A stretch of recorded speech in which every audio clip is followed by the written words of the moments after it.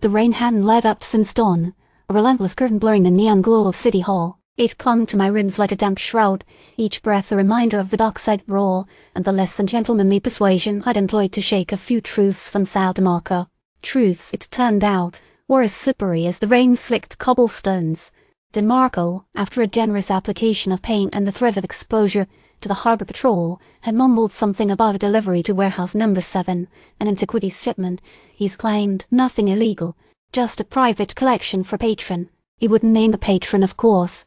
Said he feared for his life. Fear, I figured, was just an excuse for cowardice.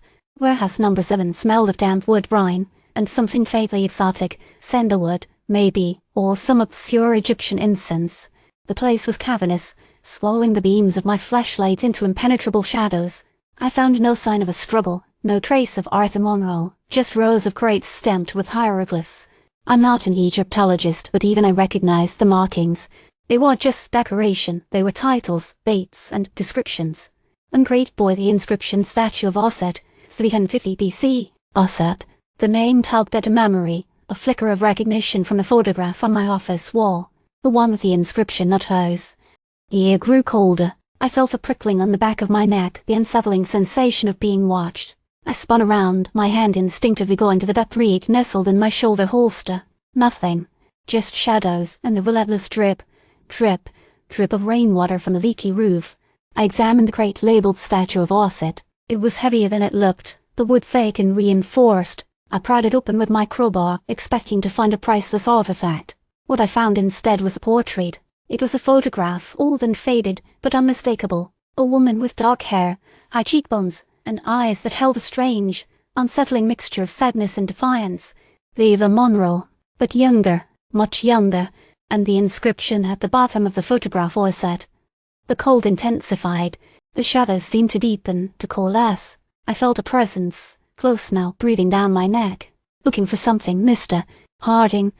I rolled around, my hand reaching for my gun. Edward Blackwood stood in the doorway, his face illuminated by the weak light filtering in from the rain. He wore a tailored suit, impeccably dry, as if he's immune to the elements. Just admiring your inventory, Blackwood, I said, my voice tight. A rather sentimental collection, wouldn't you say? Nostalgia can be a dangerous thing, Mr. Harding. It can blind you to the present, to the realities of the world. And what's the reality, Blackwood? He smiled, a slow predatory curve of his lips. The reality is that some secrets are best left buried, Mr. Harding. Some doors are best left unopened. Some women are best left alone. Who was she, Blackwood? The woman in the photograph. His smile widened. That, Mr. Harding, is a question you're not meant to ask. A question that could prove detrimental to your health.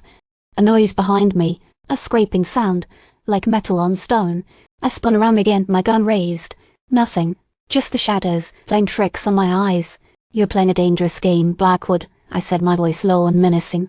And you, Mr. Harding, are a pawn in a game you don't understand. A game with very high stakes. He paused, his eyes cold and calculating.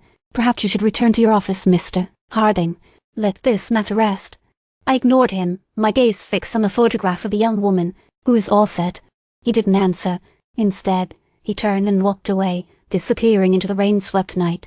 As I stood there, staring at the photograph, a voice echoed in my head, a memory dredged up from the depths of my past, a voice I hadn't heard in years, a voice that whispered the single word run.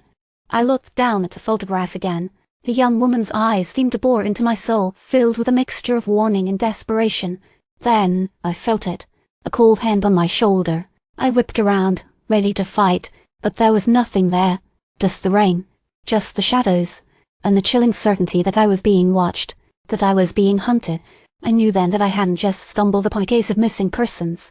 I'd stumbled into something far more dangerous, something that reached back into the darkest corners of my past, and I knew with a sinking feeling that I was already too deep to turn back. I pocketed the photograph, a knot of dread tightening in my stomach. I needed to find out who Auset was, and I needed to find out fast, before whoever was watching me decided to silence me permanently. The rain continued to fall, washing away the grime of the city, but not the stain of danger that clung to my soul. My investigation into Lila Monroe's disappearance was no longer about a missing man, it was about survival.